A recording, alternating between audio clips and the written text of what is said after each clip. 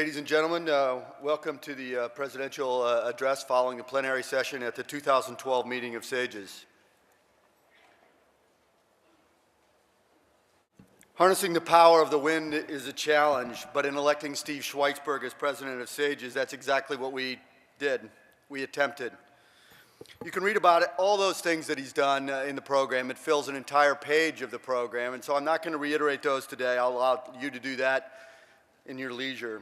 Today I want to present to you Steve Schwaitzberg, the human being, the surgeon, the family guy, the military man, and the leader of SAGES.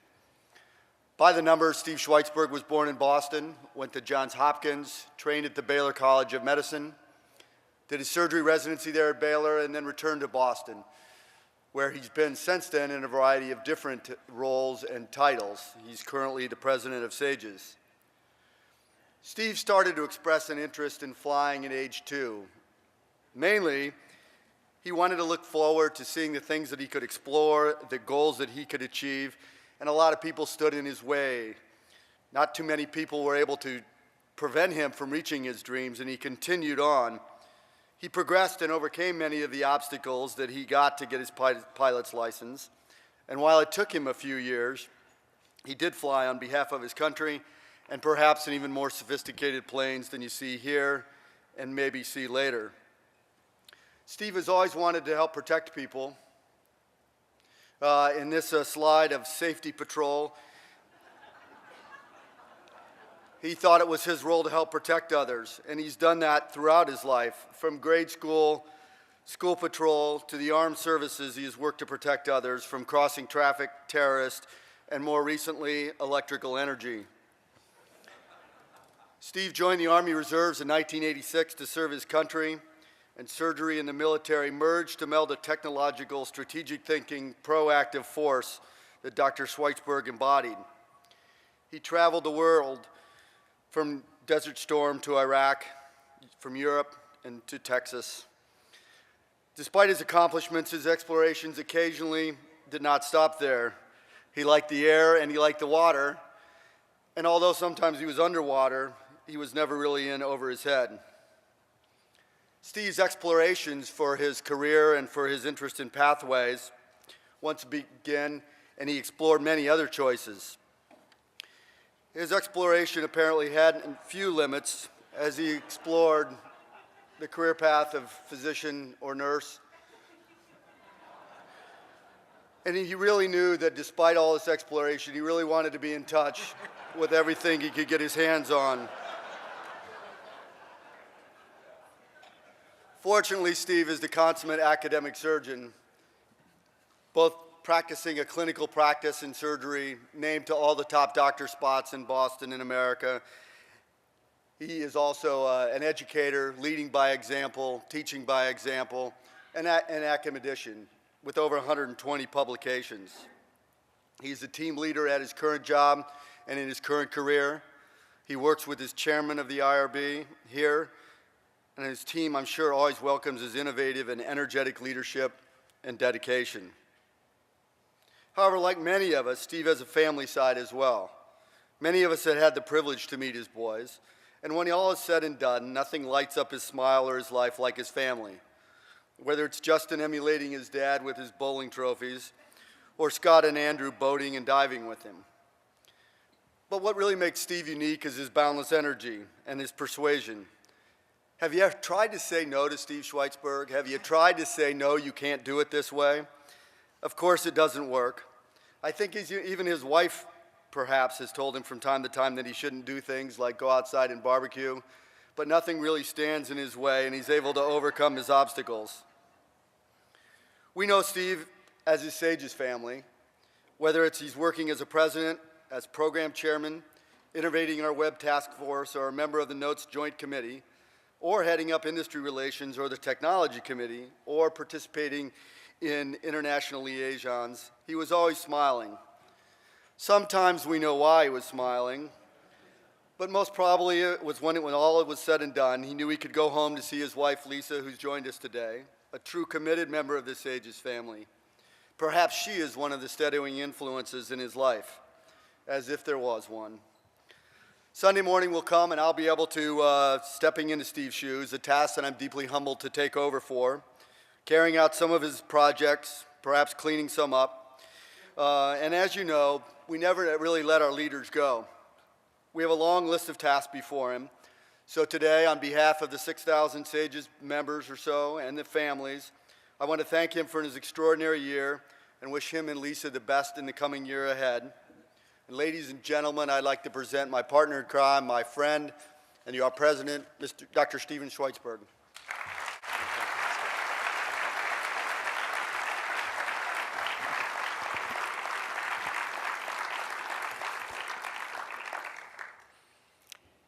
Scott, thank you for the pictures you didn't show. I'm not joking either.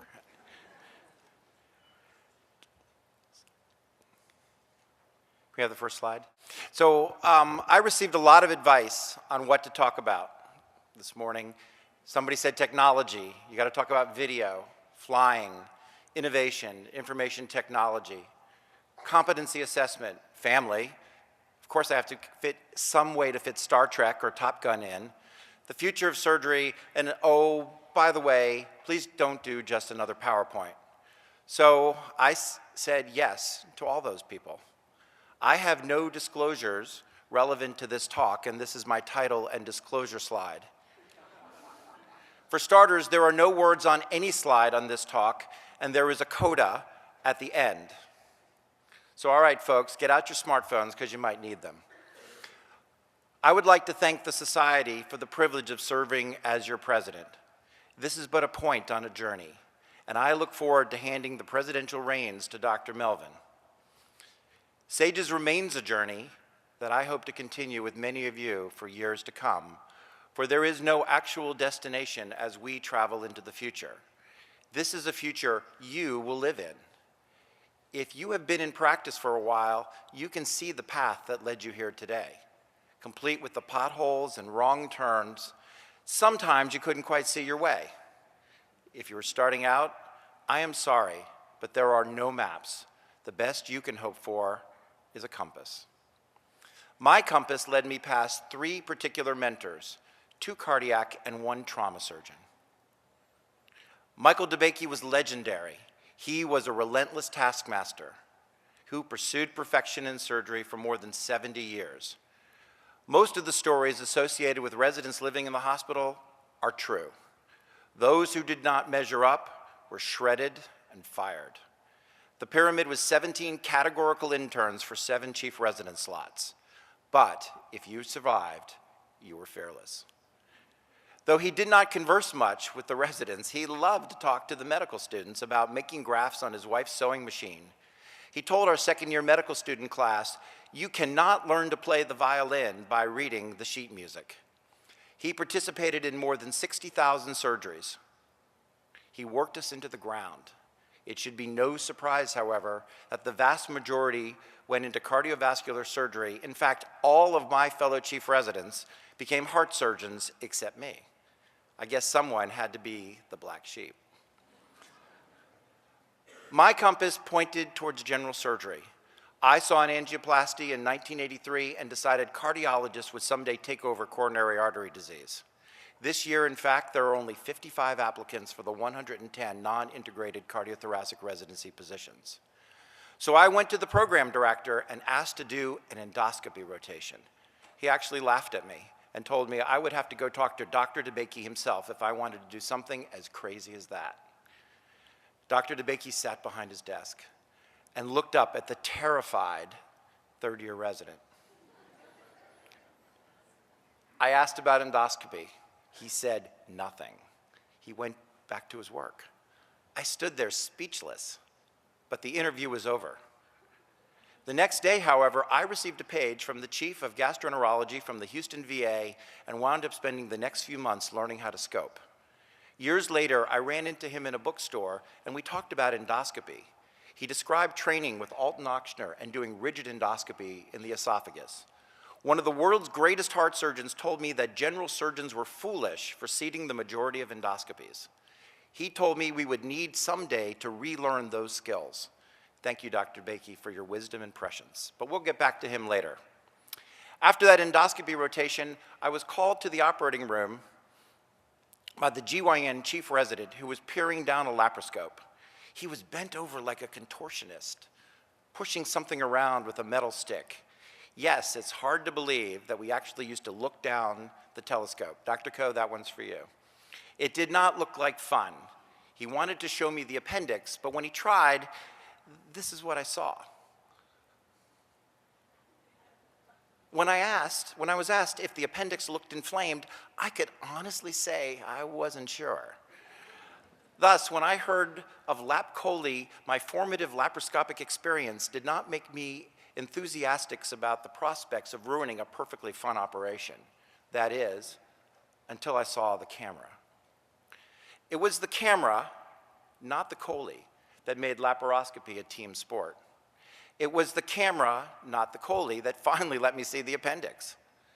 It was the camera, not even the laser, that ignited a revolution, although the laser added a transient cool factor that can't be denied. It was the camera, not the chole, that transformed general surgery. And so it was in October of 1990, I was hoping gynecologists would teach me how to do laparoscopy. But life's a journey, and a month later, I was on my way in uniform to the Middle East, where there were million-dollar smart bombs and no laparoscopes. When I returned from the war, my fiancée announced that she had matched in Chicago, so I walked into the office of another iconic cardiac surgeon, Richard J. Cleveland, to announce my departure. His counteroffer was life-changing. The job of chief of laparoscopy was mine for the taking. The OBGYN department would offer a position to my wife in her second year, so I had a decision to make, and I sought advice from David Feliciano, a renowned trauma surgeon and mentor from Baylor. He saw this as a great opportunity. Thank you, David, for sage advice. Dr. Cleveland, a former chair of the American Board of Thoracic Surgery, arranged for a local surgeon who was well ahead of the curve to come once a week to mentor our laparoscopic cases in 1990. This may have been one of the first mini-fellowships in MIS. I took that model and did 25-case mini-fellowship with every general surgeon who needed to be trained at Tufts. Dr. Cleveland was the kind of surgeon who would sit at a child's bedside post-op, if need be, all night long. He took no shortcuts.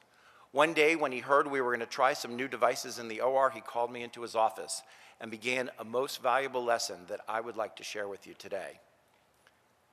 Earlier in his career, he had wanted to use topical penicillin on the wounds of children with infected sternums. He told me about that day that indelibly changed him, and I want to share it with you. I want you to imagine the scene. The sternum is open. You can see the heart beating and hear the sounds of the EKG. You can hear the ventilator when the stopcock is opened and penicillin is dripped into the wound. As he turns to leave, he looks back and suddenly the rhythm begins to break down and finally goes flatline.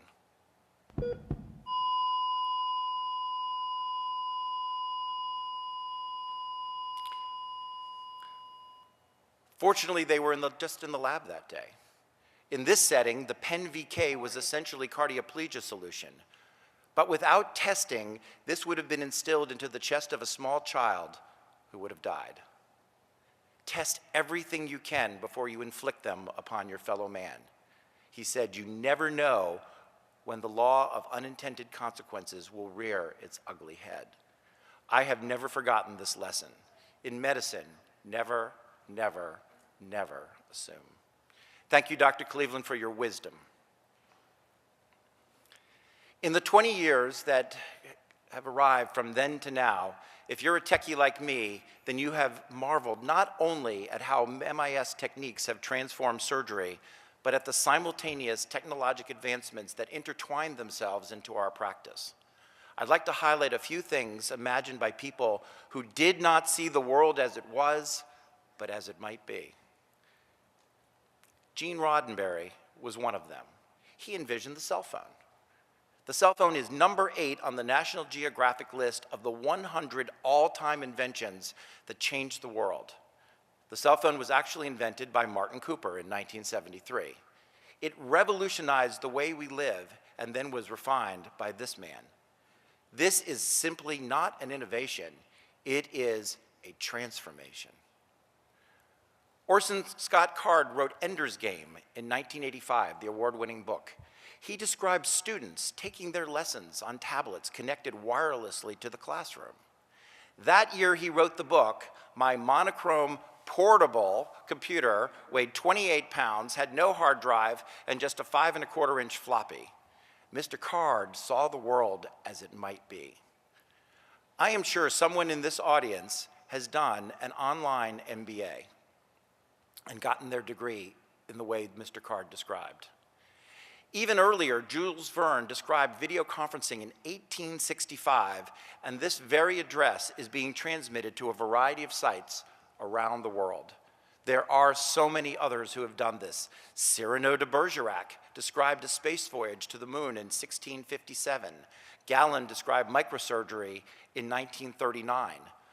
Michael Crichton described a vein finder in 1969, and Philip K. Dick described rabbit paper for immediate pregnancy testing in 1963 and the robotic surgical hand in 1964. The list goes on, but I want to share my personal favorite with you. Dan Simmons described internet addiction as early as 1989. Science fiction often becomes science fact, as we innovate often ahead of schedule of the imagined time that we would reach these innovations. But we must seek the Holy Grail of transformation.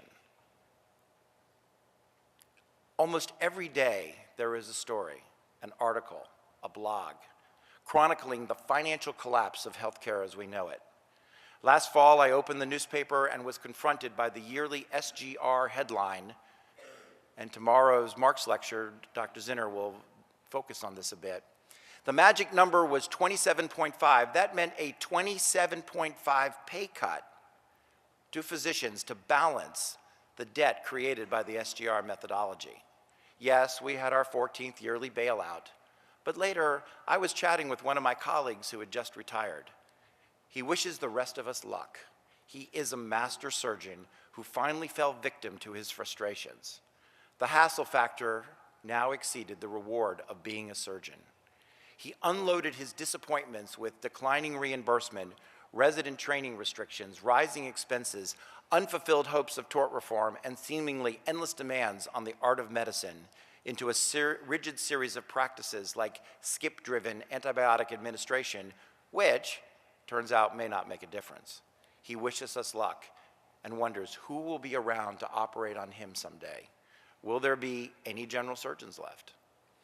But it's easy to forget that the good old days are also the not so good old days. In 1982, in a series of open appendectomies reported in the American Journal of Surgery, the average length of stay was about 8 days, and a complication rate of around 20%. If we fast forward to 2011 in the Annals of Surgery report by Dmitry Legnikov, we see that the superiority of laparoscopic appendectomy is demonstrated for simple and complicated appendicitis in a review of over 40,000 patients. Uncomplicated appendicitis is now an outpatient procedure, while the length of stay of complicated appendicitis is down to 4 days when performed laparoscopically. Consider for a moment Isidore Cohn's 1966 report in the Annals of Surgery on 1,687 colon and rectal cancer cases. The operative mortality was 12% at the initial procedure, and less than 1/2 of the patients were subjected to curative resection. At the end of the 13-year study, only 1/4 of the patients were still alive. We have seen substantial reductions in mortality, length of stay, and 5-year survival, even for those patients with colorectal metastases, once given only 6 months to live. The advances in leukemia and lymphoma management are even more startling. Do you remember 1989? When just being HIV positive was a death sentence. Whatever the issues we are having with healthcare, do you really want to go back? This is the same guy. Yet I remain troubled by his concerns on the future of surgery. Has our profession moved forward with the same pace that medical miracles have? Is our training better? Are our graduates more competent than ever? Well, this is certainly a complicated question, but I do want to ask you, why do people wonder, why can't Johnny operate? A number of references suggest that the case numbers did not change with the advent of the 80-hour work week. So maybe the problems go deeper. In 2002, SAGE's member Jay Prystowski reported in Surgery patient outcomes for segmental colon resection according to surgeons' training, certification, and experience. His group found that in 15,000 admissions amongst 514 surgeons, this improved with board certification as well as experience. They noted that neither colorectal surgery training nor location of residency correlated with outcome. This suggests that even by the late 1990s, considerable improvement in outcome occurred following residency. But are our graduates competent to operate? The data suggests that the answer is, well, that depends. Dr. Prystowski went on to study more than 120,000 patients in Illinois from 1996 to 1999. He found that outcomes varied directly with surgeon experience in high complexity GI cases. However, the outcomes for the more straightforward cases, such as cholecystectomy, did not vary with surgeon experience, at least before the institution of the 80-hour work week. Clearly, there were sufficient numbers of these latter cases to achieve reasonable degree of mastery by graduation, but not so for the more complex GI cases. You cannot learn to play the piano either, just by reading the sheet music. In the big picture, outcome depends on the integration of three factors: preoperative patient preparation, technical execution combined with intraoperative judgment, and postoperative management, especially in the face of complications. Given our current training paradigm, the opportunity for surgical residents today to integrate all three phases of care into a single patient are uncommon. The sum is truly greater than each of the parts. And spreading this experience over several patients is not the same as managing a patient from start to finish, especially if there's a complication where the trainee can dwell on the cause and effect as we do. In his book, Outliers, Malcolm Gladwell popularized K. Anders Ericsson's work that 10,000 hours of practice are required to achieve technical mastery of any skill. Are we there in surgery?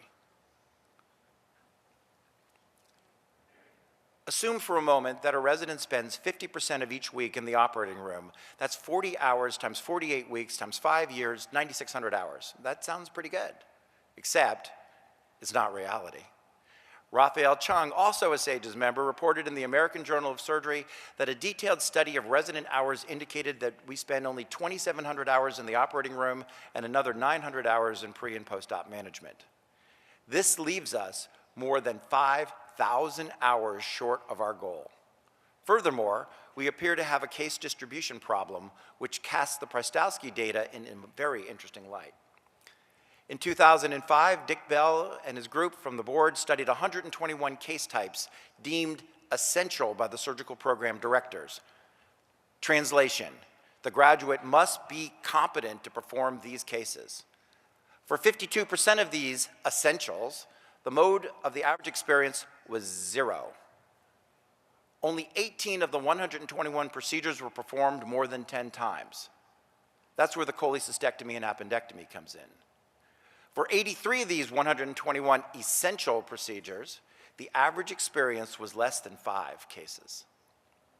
So let's go back and look at the common cases. Carla Pugh, another SAGES member, developed a laparoscopic ventral hernia simulator that assesses intraoperative judgment as well as skills. Her Northwestern group and Aurora Pryor, who chairs our research committee from Duke, tested 26 senior residents in this simulator.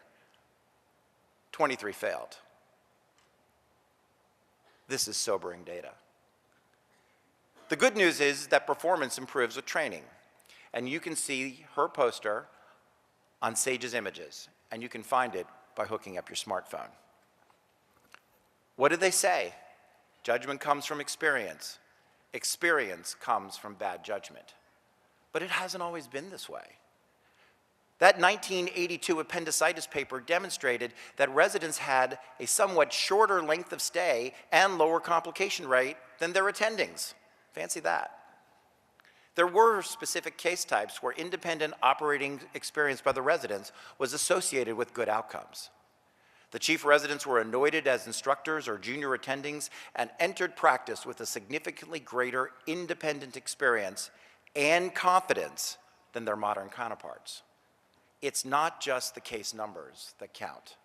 Training value is a product of the case number and the case quality, the latter becoming increasingly more difficult to achieve as we chop up the resident experience in a litigious world that simultaneously hopes to squeeze as many cases as possible into a day.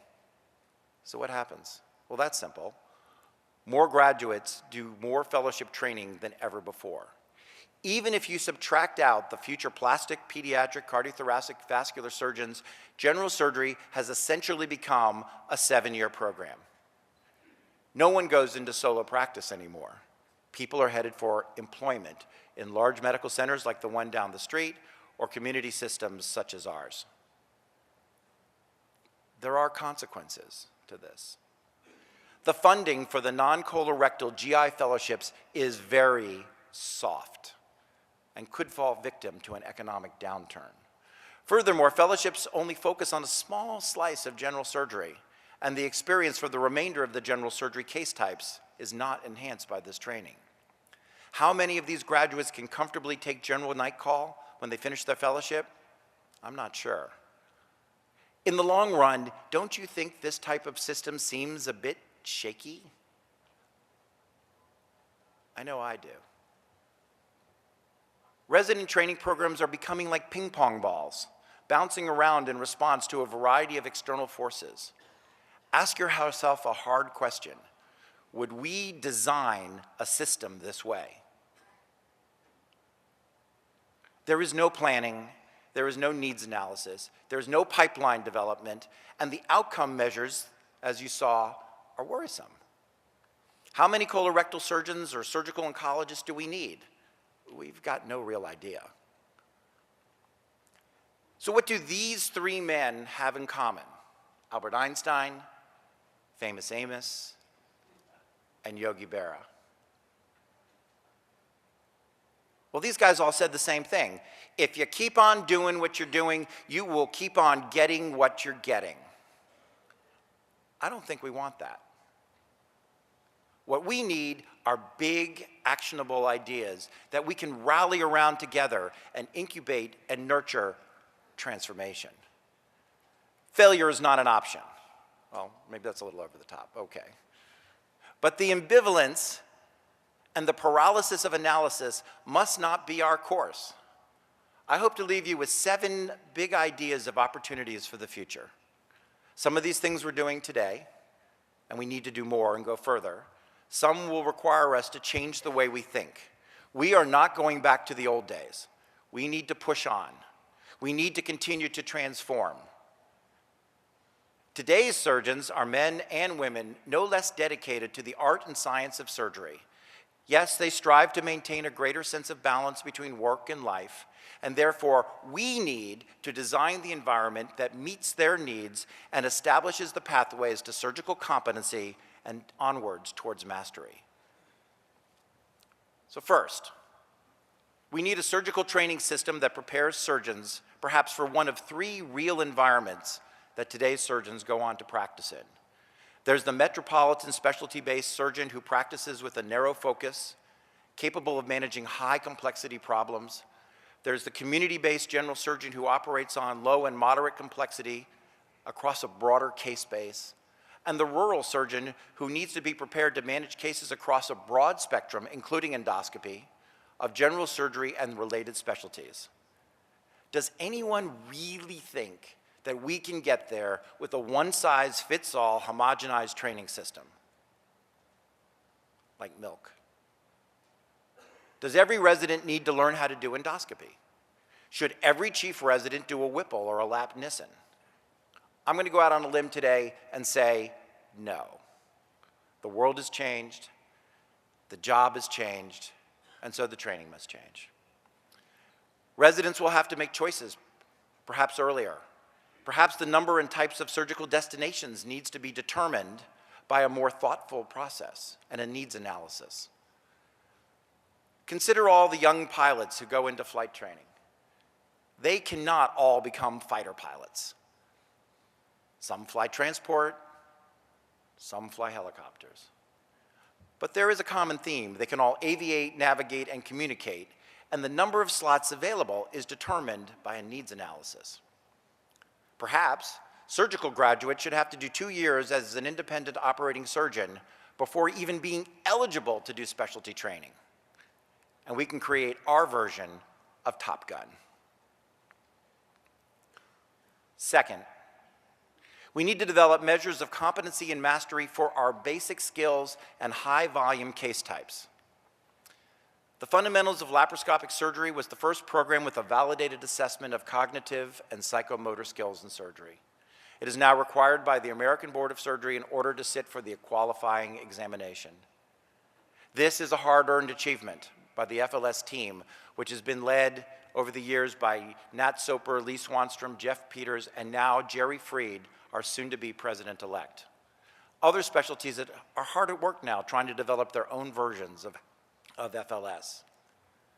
So I am especially pleased to announce for the first time today that a press release will be issued jointly by SAGES and the American College of Surgeons, formally recommending that all general surgeons who perform laparoscopy should become FLS certified. This is also what the fundamental use of surgical energy, or our FUSE program, is about. We all use energy devices in the operating room, and many of us consider ourselves experts. How many of us understand how they work, or how to troubleshoot the failures? There are more than 600 operating room fires and an incalculable number of skin burns and visceral injuries yearly.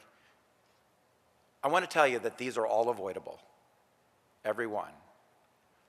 I would like to personally thank Dan Jones, Leanne Feldman, Pascal Fuchscherber, and the very efficient SAGES staffer, Jessica Mishna and Carla Bryant, and the entire FUSE team for the extraordinary hard work at making this program a reality, especially this year. You can buy the book on Amazon and take the course next year. Third, those who achieve mastery in any skill or case deserve recognition and perhaps deserve compensation for having met this goal. We need to attempt to teach competency in our residencies. But let me ask you, when you got on the plane to come here, did you hope that your pilot was merely competent, or were you expecting him to be a master aviator? Think about it. A great comment from this year's SAGES retreat was that competency is taught, but mastery must be sought. This is another journey. We need to acknowledge mastery and create pathways to allow each person to reach their maximum potential. So this year, I asked SAGES to add a new journey and explore the possibility of developing a fundamentals-like program that is procedurally based.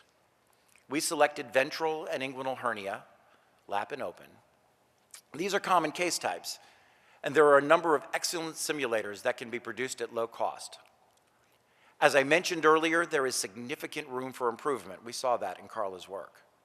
When I asked Adrian Park to lead this task force, along with Carla Pugh, Melina Vassiliou, Guy Voller, I challenged them not only to work on measures of competency, which as you think about it is a pretty low bar, but to incorporate a means of determining mastery. This is a tough assignment, truly. Fourth, collaboration is not an option. We're going to have to work together across societies, across disciplines, across backgrounds. We must collaborate in order to move forward. There is not enough time or money to work in silos, each of us inventing our own wheels. Unlike the smartphone market, where the upside appears limitless for now, the healthcare pie is shrinking. But collaboration's not easy. It certainly requires a certain amount of checking your ego at the door in order to achieve the greater goal. It's hard, but even surgeons can do this. SAGE's FES program was developed with the help from some members from ASGE. In fact, as we worked with the American Board of Surgery to develop a curriculum for GI endoscopy, several groups have come together to work on this draft, and I thank all of them for doing so. Collaborating with the GI societies in particular, at least for a while, to help train surgeons will be critical to our long-term success. In this country alone, we still do not screen all of the patients we need to for colon cancer, and esophageal cancer is on the rise as well. As you move further from metropolitan centers, the bulk of endoscopy is done by surgeons. We have to work together to solve these problems. It is not a turf war. It is a national healthcare problem. The FUSE program is being developed by an extraordinary multi-specialty ensemble from many societies. Not only are there a variety of general surgery specialties represented, but there's also participation by AAGL, anesthesia groups, AUA, and perhaps the most poignant of all is the strong support of the 40,000 members of AORN. Energy injuries are often team failures. Therefore, we need team solutions. The hernia task force is ably led, as mentioned, as before, and there are no less than 5 past presidents of the American Hernia Society working on this. And of course, we enjoy our core partnership with the American College of Surgeons on the fundamentals of laparoscopic surgery. Last week, I proposed to the presidents of the other GI surgery societies that we work together and have regular conference calls to move mutual agendas forward and avoid the needless duplication that all costs us time and money. But there is one more reason to collaborate and stay out of the silos as we develop these programs, and that is, unless we have enough people all doing the same training, there is insufficient power to assess whether any program is good enough to get the one thing we really need, an improved clinical outcome. With my apologies to the reams of ACGME paperwork required to obtain CME, we will not get there by grand rounds, or textbooks, or websites, or even PG courses. We need validated training programs, and we need a new field that I'm going to coin for you today, the comparative effectiveness of training. It will take thousands of people all doing the same thing to see if we can move the outcome needle. We have to have the courage to adapt and rebuild if one of these programs does not measure up. Actually, there is one valuable lesson that we got from Skip when you force people to do the same thing. You can find out that it didn't make a difference.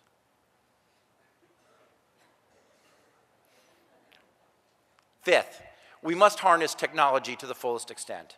We live in the digital age, for better or for worse, and oh yes, don't forget the worst, like the despotism of your email. The internet and the graphical user interface have transformed our world. Between Moore's Law, high-speed internet, and the ubiquitous Wi-Fi, we are connected in ways science fiction authors dreamed of right now. Today, just inside SAGES, we conduct our business in a social media format. We tweet, we're on Facebook, we have apps, we run a YouTube channel, we manage a wiki, and we serve images right to your PC or tablet or telephone, which has more processing power than the computer that put the man on the moon. It's overwhelming, but it's just a start. Do you ever get the feeling that you are currently drowning from the fire hose of data, yet in some ways at the same time starving for real knowledge and wisdom? I know I do. We need some help. It's the same with our patients. There's just too much information to know, but I think help will come. Someday soon, I believe we will ask sophisticated questions to systems like Watson about our patients and finally get the benefit of all this collected data, which we will turn into wisdom. In time, perhaps, online virtual reality will simulate our surgical environment. And maybe we will do surgery this way too.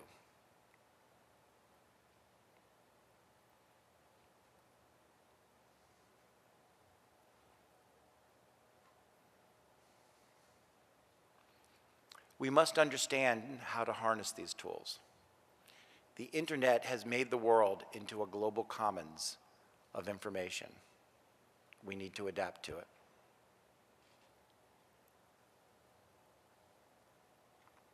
So 6, the world is getting smaller. We live in a global commons. SAGES is the Society of American Gastrointestinal and Endoscopic Surgeons. There are a few ways we can look at the word American. So here's one, typical countries. But here's another. It starts from the top of Canada to the bottom of Chile. Maybe that's what it means to be an American. When we redefine us, we open ourselves to the possibilities of sharing ideas, training, and most important, learning in ways not previously obvious. Sure, we can teach, but we also learn a lot if we open our eyes and see how much really good work others do in the front line, often right in our own backyard, not to mention around the world, with so much less than we have at our own disposal here in the US. Notes has been a dramatic example of this. It's easier. It's easier more now than ever. Instantaneous mobile voice and video communication around the world is a game changer. Just look what Alan Okranik can do over Skype, teaching FLS skills in Botswana. Even the language barrier will fall soon, with real-time spontaneous translation allowing us to really teach and learn from colleagues around the world. This is not science fiction. SAGES has many ambassadorial cards we can play. Our meeting where surgeons are welcome from around the world, our humanitarian efforts, our hands-on Go Global activities, our international symposiums, which we've given recently in Latin America, China, and Japan in the last few years. It's my opinion that we should reach out with our fundamental programs. And here's some of the work that we've done when you map it out. This year, FLS didactics and exams were given in the Middle East in English. And we are hard at work figuring out if we can translate, revalidate, and build learning management systems and really teach another language such as Spanish or Mandarin. We can make this a reality, and we will need to harness cutting-edge technologies to help. So I'm going to show you a sample of a project that Alan and I are working on with the IBM Watson team. Hi, Oscar. How are you? Hola, Alan. Today we're going to practice suturing. This is how you hold the needle. Grab the needle at the tip.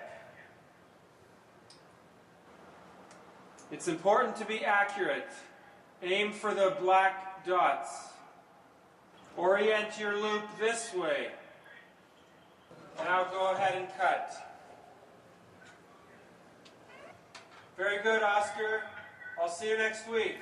Okay, see you next week. This is right on the edge of technology. Real-time, spontaneous, spoken word translation in the cloud over a long-distance video conferencing system. This is the closest thing to a universal translator from Star Trek that exists in the world today. The next step will maybe translate it back to speech in Mandarin. Maybe we'll see that next year. Finally, I want to tell you, you must refuse to use age as an excuse. With all of these changes, how can anyone keep up? I hear all the time, I am too old to learn to do that. Oh, that's for the younger generation. Want to know who the fastest growing group on Facebook is? It's your grandma. Kids, get over it. You really don't have a monopoly on the tech anymore. We might get there more slowly, but we are coming all the same. It's true in surgery too. Just consider two surgical icons, George Bursey and Michael DeBakey. George is, and Dr. DeBakey was, still inventing in their 90s. If you are blessed with your health, you are not limited by your age. You are only limited by your attitude. In tribute to Dr. Bursey's lifetime of achievements, SAGES is dedicating a documentary video in his honor. I asked Mike Brunt to take up this challenge, and I'm going to give you a tiny sample now for you to wet your whistle. At the age of 90, George Bursey continues to innovate and develop new ways to improve surgical technology. You'd think that George at 90 would have stopped thinking. Every day he has a new idea. He's a visionary. More on George later after the Storts lecture, where I have a more complete trailer to show you. How often do you contemplate the enormity of the privilege bestowed upon surgeons and endoscopists when your patient gives up their autonomy under sedation or anesthesia and you put knife to skin, trocar through the abdominal wall, or insert the scope you know where? Think of this gift of trust in service to your fellow man. The technical skills can be taught, but the mantle of responsibility that each of you have assumed has been earned. You have toiled for years, long days, nights, weekends, holidays, anniversaries, birthdays, yours and your family's, no matter how hard it was to leave the house. I ask you, how many sick days did you take in the last decade? Yes, we do work in teams, and we owe a tremendous, tremendous debt to the fine work that our anesthesia and nursing colleagues contribute to the care of our patients. But my fellow surgeons, you are the ultimate patient advocates. You stay to the end no matter how hard it is or how long it takes. And ultimately, you bear the responsibility for the outcome, facing the patient and the family when terrible things happen. You have earned and deserve the respect for the burdens you shoulder. Whether you do it with a scope or a scalpel, you display the creativity of genius to solve problems for which there are no books, no randomized trials, and often no time to debate the proper course. While we can be so proud of these achievements, we also have real work to do. There are many urgent needs and opportunities for improvement. There is no Superman coming to save us. We will have to journey to build tomorrow's surgery, and in a few cases, rescue ourselves. This is what Gandhi meant when he said, "You must be the change you wish to see in the world." The burden is on all of our shoulders not to succumb to the tyranny of the status quo. We must design this future. Words such as change and innovate, they're empty battle cries. What we need, what we really need, is transformation. It will not be acceptable to hide in our ORs or our endo suites. We owe it to our patients, our families, and ourselves to create a better system. It will require our time, and yes, it will require our checkbooks too to make this happen. I wonder if Mahatma Gandhi were alive today, what he would say to us. I know he would not want us to rearrange the deck chairs on the Titanic and call it change, while the iceberg looms nearby. I think he would alter my title a bit, and perhaps suggest that change in and of itself is not enough, and tell us what he meant was that we must lead the transformations we wish to see in the world. To do that, we will need to think differently. And if we're up to the challenge and really push on, we might just transform the surgical world. And now for the coda. This is the symbol of coda, an opportunity to reflect on the main body of work, and I will do so in the form of thank yous.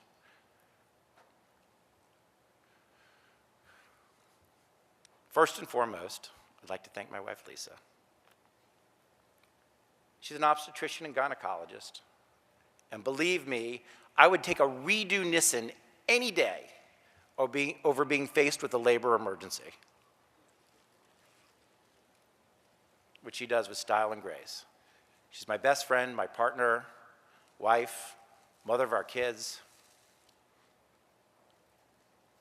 Deserves sainthood for putting up with me on the surgical journey for more than 20 years.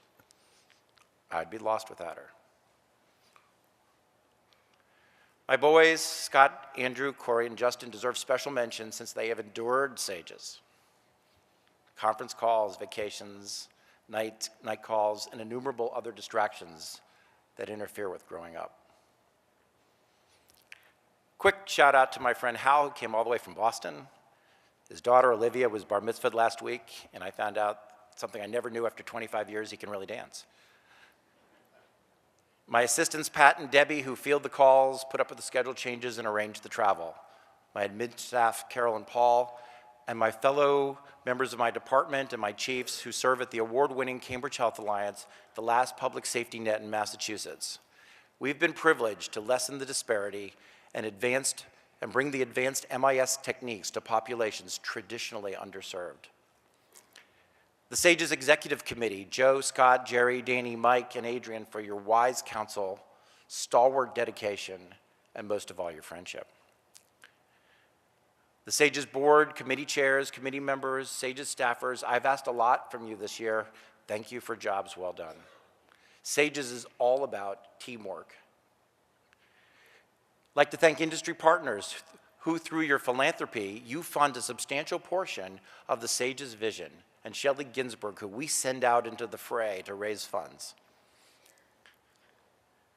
The SAGES past presidents, I thank you for your wisdom and wise counsel. You have placed us in a position to succeed, and I am humbled to be counted among you next week.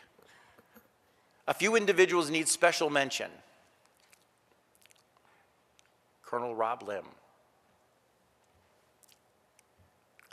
He called me a few years ago and asked if we had a military committee. And despite my own service overseas, he revealed an amazing oversight that was literally rectified within minutes of the call. SAGES is proud to be a staunch supporter of our men and women in uniform, and our hearts go out to each of you overseas for your safe return. We thank you for your service. For those of you at the meeting, I hope to see you tonight on the Midway. Nathan Zendel, Manabu Yamamoto. They have helped me see the world as a smaller place and view the possibilities of SAGES' role in the world. These guys are global champions. And many thanks to JQ, who keeps the whole program together. 10-4 JQ. Well, that was a serious picture of Manabu, and so I want to show you the other side. Here you see him with former President David Ratner. I can't figure out what's on his face, but. And Manabu has championed fellowship and friendship between two countries and all SAGES members. A special thanks to Brian, Ted, and Jeff for their brilliant work organizing the multiple societies to work out the details of the flexible endoscopy curriculum, with a special thanks to Mike Coachman and Barbara Connell, my NOSCAR clinical trial partners, and an extra special thanks to Greg Ginsberg, the president of ASGE, who kept all the lines of communication open so we could move this forward, despite the criticism of his constituents. It's been a pleasure to collaborate with the leaders of a wide variety of groups and societies this year. It's been really amazing. Special thanks to Rob Finelli and his team of co-chairs, Bill Richardson and Demetrius Stefanidis, and the tireless members of the Guidelines Committee, who I called upon many times this year with requests like, Rob, we need a statement on. The Dans, Dan Herron, Dan Jones, Danny Scott, this year's program chairs. It has been a great program. I want to give them a hand right now.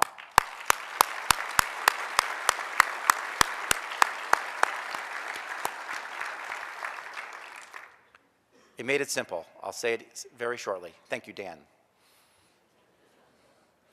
Where would we be without the techies in SAGES? For a decade and a half, I've worked with the amazing Jason Levine, from digitizing videos to building the first website, to get to our vision of operating this society in a social framework. He has been there, done that, on time, and under budget. First all by himself, and then with Ed and Sean and Marissa. They've done great work. I hope you have all used the meeting app because they sweated bullets to make it happen. It has been a great ride with the techie surgeons, Rick Satava, Dan Herron, who did all the Surgeon in the Digital Age programs with me, Mark Talamini, Pat Reardon, Alex Ganzis, Scott Melvin, Dmitry Alenikoff, Alan Okranik, along with the team of the Wiki Images and Sages TV editors and the whole communications committee, just to name a few. The incomparable Sally Matthews, our executive director. She's made being Sages president doable. Sages is different. It's a very effective and personal partnership between the surgeons and the BSC staff. Behind every really great society is a really great staff, and a special thanks to Barb for starting it and finding Sally to keep it going. I will miss the weekly calls.